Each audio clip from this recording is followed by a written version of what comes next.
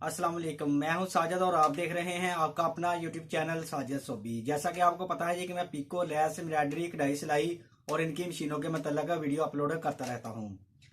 तो जी आज जुनून 8200 का 8 नंबर वाला कार्ड है जी, जो कि इस मशीन का जेन्युइन कार्ड है, जो कि जापान से आता है। और जितने भी कार्ड है जो जापान से आते हैं उनके जो डिजाइन होते हैं वो बहुत ही नीट और खूबसूरत और अच्छे होते हैं जी। जो 8 नंबर कार्ड के अंदर जो डिजाइन है वो कुछ एनिमल से बने हुए हैं, बर्ड्स बने हुए हैं, बोट्स बनी हुई हैं, स्पोर्ट्समैन बने हुए हैं जी। तो उसका एक डिजाइन मैंने आज बनाया है, शर्ट के ऊपर बना हुआ, बहुत ही प्यारा और खूबसूरत लगता है, जो कि ईगल बना हुआ है। ये देखें जी, ये 4 कलर के अंदर बनने वाला था, लेकिन मैंने इसको सिर्फ 2 कलर के अंदर ही बनाया है जी। अभी मैं आपको मशीन के पास लेकर चलता हूँ और इसके डिजाइन दिखाता हूँ और आपको दिखाता हूँ कि इसके कैसे कलर आते हैं, इसकी लैंग्वेज कैसे आती है, इसको आपने समझना कैसे है जी।